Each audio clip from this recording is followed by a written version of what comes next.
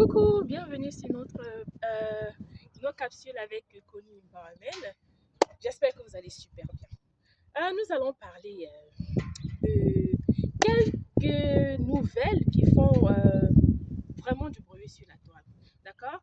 Nous avons je vais vous faire deux vidéos sur lesquelles je vais donner mon avis. La toute première, c'est concernant le décès de l'épouse du pasteur Marcelo. Sincèrement, je suis vraiment écœurée. Je suis vraiment touchée et c'est vraiment désolant de voir comment les gens peuvent avoir des langues de vipère. Vous savez, j'aimerais bien que vous essayiez de comprendre, de vous mettre à la place des gens. Si vous pouvez seulement apprendre à ressentir les douleurs des gens, ressentir ce qu'ils ressentent, je ne pense pas que vous serez en train d'exhiber vos langues de partout. D'accord? Il y a tellement de choses qui se disent. D'accord? Bon, essayons même de voir ce que vous êtes en train de dire quelque part, n'est-ce pas? Certains disent qu'elle est allée faire une chirurgie. D'accord? Est-ce que le fait qu'elle puisse aller faire la chirurgie efface le fait qu'elle est décédée, qu'elle laisse un mari qui va être un veuf et des enfants qui sont orphelins? Est-ce que cela supprime la douleur qu'ils sont en train de ressentir? De deux, vous avez dit il a vendu son épouse pour avoir la gloire et tout. D'accord. Estimons que c'est vrai.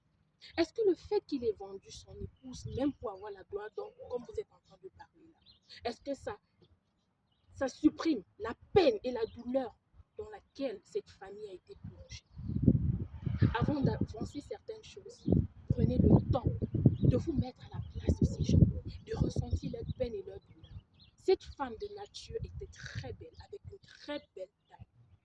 D'accord?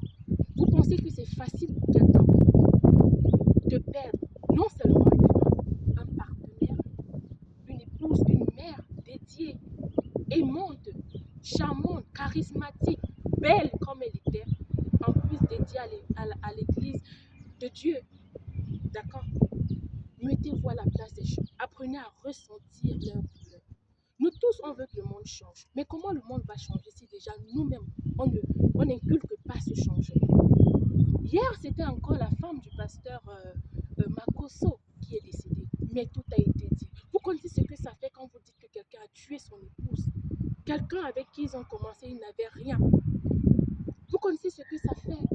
Essayons même de dire que c'est vrai. Vous voyez, on voit dans les films les gens qui vendent leurs femmes et leurs enfants. Vous pensez que les gens, quand ils entrent, même peut-être, disons, dans ces histoires, dans ces rituels, on les informe du fait qu'ils vont vendre ces gens? Non, ils ne savent pas.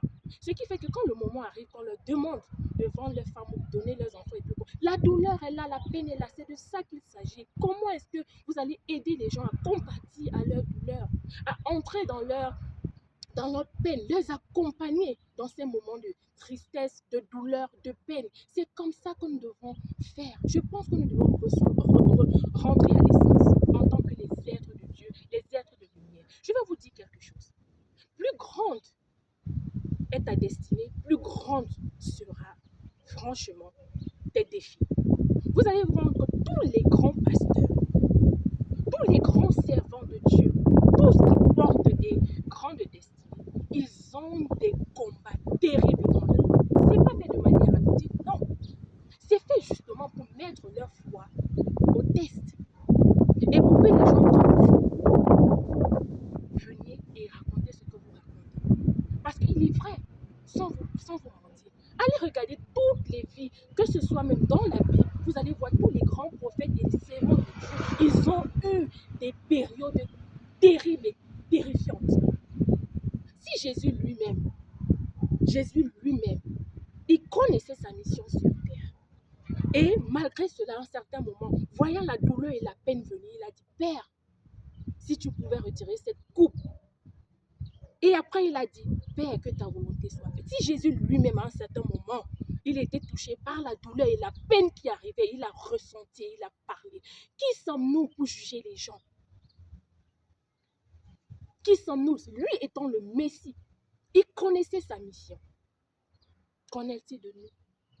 Quand allons-nous commencer à cesser de juger les gens et nous mettre à la place de pouvoir accompagner les gens dans leur douleur?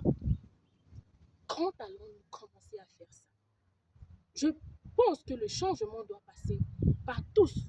Le changement est inclusif. Tout ce que nous voulons tous le changement sur la toile, le changement surtout dans le monde, la nouvelle société. Nous aimerions que nos enfants, quand ils sont en train de grandir, qu'ils soient dans une société qui a des mœurs propres et claires.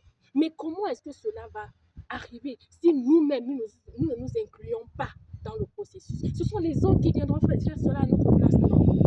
Je pense que les critères et les caractéristiques tels que l'amour, l'entente, la paix, le pardon, le partage doivent revenir. Nous avons perdu l'essence. Nous avons perdu l'essence. Arrêtez de juger les gens. Nous ne sommes pas Dieu. Si Dieu là-bas, le Père, il nous pardonne.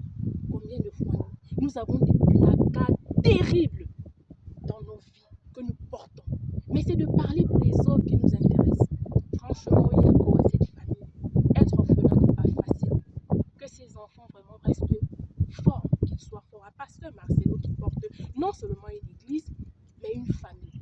Vraiment, que sa communauté puisse l'accompagner. Et généralement, ces langues-là vont venir de ceux qui les connaissaient. Moi, je les connaissais juste dans les réseaux. Comme j'ai dit, je suis nouvelle sur la toile. Et les gens prendront le temps de me connaître. Le Dieu qui m'a amené ici sur la toile, il me révélera à ceux qui ont Dieu et à ceux qui le connaissent. À nous revoir sur autre capsule. Au revoir.